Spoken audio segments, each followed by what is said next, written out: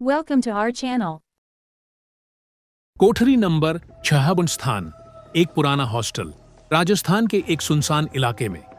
मुख्य पात्र आरव, इंजीनियरिंग का छात्र, विवेक, रूममेट और कोठरी नंबर 6।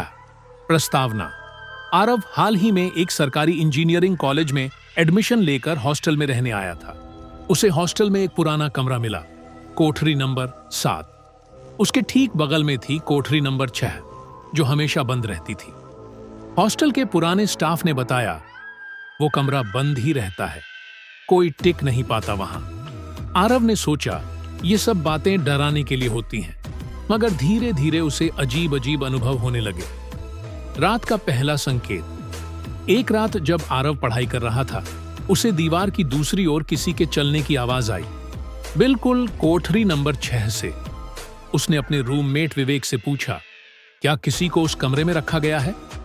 विवेक बोला, नहीं, वो कमरा 3 साल से बंद है। वहां एक लड़के की मौत हुई थी, उसका गला खुद उसने काटा था। खुदकुशी नहीं, कुछ और था। आरव हंसकर टाल गया, हॉरर फिल्में कम देखा कर। दूसरी रात दरवाजा खुला। अगली रात करीब 2 बजे टॉयलेट जाते वक्त आरव ने देखा, कोठरी नंबर 6 का दरवाजा थोड़ा खुला हुआ था। भीतर से हल्की रोशनी आ रही थी, मगर हॉस्टल में उस समय लाइट बंद हो जाती थी। आरव ने झांक कर देखा, अंदर कोई बैठा था, पीठ उसकी ओर थी, बाल लंबे और उलझे हुए। जैसे ही उसने कौन है कहा, वो आकृति धीरे धीरे घूमने लगी, मगर चेहरा नहीं था, सिर्फ एक काली परछाई। आरव भागकर अपने कमरे में लौट आया। तीसरी रात, सपना या हकीकत? अब आरव को रात में सपने आने लगे। वही चेहरा रहित परछाई बार बार कहती, तू क्यों आया मेरी जगह? मुझे वापस चाहिए, मेरा कमरा, मेरी नींद। एक रात आरव अचानक नींद से चिल्लाकर उठा। उसका तकिया खून से सना हुआ था। उसके हाथ पर खरोंच के निशान थे, जैसे किसी ने पंजों से रगड़ा हो।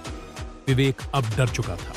उसने आरव को कमरे से बाहर ले जाने की कोशिश की, मगर तभी हॉस्टल का जनरेटर बंद हो गया और चारों ओर अंधेरा छा गया।